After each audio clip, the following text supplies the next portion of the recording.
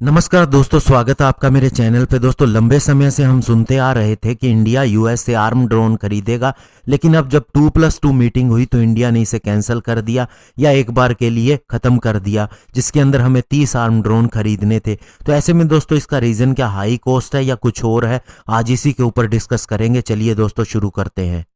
तो दोस्तों, इंडिया ने अब कुछ समय के लिए इस प्रोग्राम को, जिसके तहत $3 बिलियन यानी 22,000 करोड़ के अंदर 30 आर्म ड्रोन यूएस से खरीदे जाने थे, उसे एक बार के लिए हटा दिया है। जिसके अंदर दोस्तों हमारी एक आर्म्ड फोर्सेस ने ये क्वेश्चन उठाया है कि ये प्लेटफॉर्म बहुत ही ज़्यादा महंगा है, और अगर ये डील फाइनल होती दोस्तों तो हमें पहले 6 MQ-9B स्काई गार्जियन ड्रोन मिले होते $600 मिलियन के अंदर, यानी लगभग 4400 करोड़ रुपए के अंदर, जो जनरल एटॉमिक्स के साथ में डील करके हुआ होता, और ये दो इंडियन आर्मी, इंडियन नेवी और इंडियन एयरफोर्स को डिलीवर हुए होते। और बाकी के 24 ऐसे ड्रोन अगले 3 सालों के अंदर हमारी फोर्सेस को मिले होते। और इसके अंदर एक ऑप्शन ये भी था कि MQ-9B को, जो कि 2 की संख्या के अंदर, इंडियन ऑपरेटर्स को दिया जाना था स्पेशली ट्रेनिंग के लिए। और MQ-9B की क्षमता की बात करें तो 48 घंटों की एंड्योरेंस है, 6000 नॉटिकल माइल्स ये रेंज कवर करता है। इसके अंदर 9 हार्ड पॉइंट है, जिसके अंदर 9 जगहों पर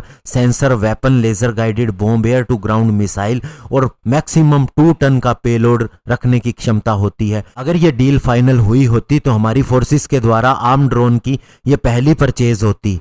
और दोस्तों, सबसे बड़ा रीजन इसे कैंसिल करने का माना जाता है कि हमारे एक सर्विस चीफ ने बार बार ये कहा है कि इस प्लेटफॉर्म का कॉस्ट बहुत ही ज़्यादा हाई है, 900 करोड़ रुपए का एक ड्रोन, और साथ ही इसका मेंटेनेंस कॉस्ट बहुत ज़्यादा है, जो कि कम से कम 10% है एनुअल कॉस्ट अगर हम इसका माने। तो आप देखिए 900 करोड़ का 10% कितना होता है, ये केवल मेंटेनेंस का कॉस्ट है। और सबसे बड़ी बात, ये ड्रोन बिना किसी टेक्नोलॉजी ट्रांसफ़र के आ रहे हैं, और ना ही इनके अंदर किसी तरह का डिफेंस ऑफसेट है।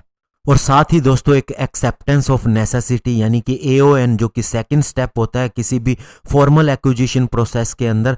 जब भी दोस्तों कोई डील फाइनल होती है तो वो भी अभी होना बाकी था, जिसे DAC, जिसे हेड करते हैं मिनिस्टर राजनाथ सिंह, उनके द्वारा अप्रूव किया जाना था।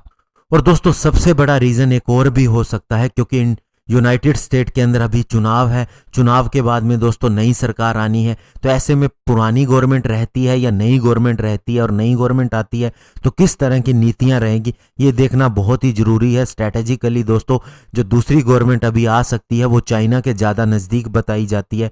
तो ऐसे में दोस्तों बहुत सी चीज़ें होती हैं कूटनीतिक स्तर पर भी। ये भी एक रीज़न हो सकता है कि कुछ समय के लिए इस डील को टाल दिया गया हो। और इसके अलावा यूएस मीडिया ने भी कहा है कि माइक पोम्पियो और मार्क एस्पर ने, जो अपने काउंटर पार्ट को ये ड्रोन ऑफर किए हैं, ये इस मीटिंग के दौरान में मुख्य मुद्दा नहीं था। मुख्य मुद्दा यही था कि जो long pending basic exchange and cooperation agreement के ऊपर यानी बैका के ऊपर जो साइन करने थे वो ज़्यादा जरूरी था, और वो साइन हो चुके हैं। और साथ ही ये प्रोपोजल नेवी के लिए ज़्यादा महत्वपूर्ण था, स्पेशली मलक्का स्ट्रेट और कुछ ऐसे एरिया जो काफ़ी डिस्टेंस पे हैं, उन्हें देखने के लिए, उनकी सर्च करने के लिए या रिकनेसेंस मिशन के लिए ये बहुत ज़्यादा ज़रूरी था। और नेवी एक सेपरेट प्रोपोजल के तहत इसे देख रही है। हो सकता है ट्रेनिंग पर्पज़ के लिए पहले वह 2 MQ-9B ड्रोन्स को खरीद भी ले या फिर लीज पे ले ले। लेकिन दोस्तों, सबसे बड़ी बात और सबसे बड़ा फैक्ट इसके पीछे है, वो ये है इंडिया का प्रोजेक्ट चीता, जो लंबे समय से पेंडिंग पड़ा था। ये दोस्तों 5500 करोड़ रुपए का कॉन्ट्रैक्ट है, जिसके तहत हमारे Heron medium altitude long endurance drone की फ्लीट है, उसे आर्म्ड किया जाना है। यानी कि दोस्तों अब उसे सैटेलाइट से भी लिंक किया जाना है, और उसके अंदर हार्ड पॉइंट भी दिए जाने हैं, जिससे उसके अंदर वेपन लगाए जा सके। और डिफेंस मिनिस्ट्री ने इसे अप्रूव भी कर दिया है, और इसराइल एरोस्पेस इंडस्ट्री के साथ अपग्रेड करने के लिए सारी नेगोशिएशन भी हो चुकी हैं। तो ऐसे में दोस्तों इंडिया के पास आर्म ड्रोन आ जाएंगे, इसमें कोई दो राय नहीं। हमारे पास कम से कम 90 हीरोन ड्रोन है, जो बिल्कुल अमेरिकन ड्रोन के जैसे ही हैं, बस वेपन लेस हैं। और अगर इनके अंदर वेपन लग गए तो ये किसी भी तरह से सी गार्जियन या अन्य ड्रोन से कम नहीं रहेंगे। तो इंडिया कम पैसों के अंदर ज़्यादा बड़ी चीज़ हासिल करने जा रहा है। इसीलिए आपको ये नहीं सोचना चाहिए कि हमने ड्रोन की डील नहीं की। और दूसरी बात, जब हमने समय लिया है तो अमेरिका हमें इससे ज़्यादा बड़ा ऑफर देगा, टेक्नोलॉजी ट्रांसफ़र भी देगा, और हम खुद के भी ड्रोन बना रहे हैं, जिसके अंदर सबसे बड़ा होगा ओरा या घातक UCAV। तो आप जल्द देखेंगे कि इसके अंदर भी बहुत बड़ी न्यूज़ आएगी। धन्यवाद। जय हिंद।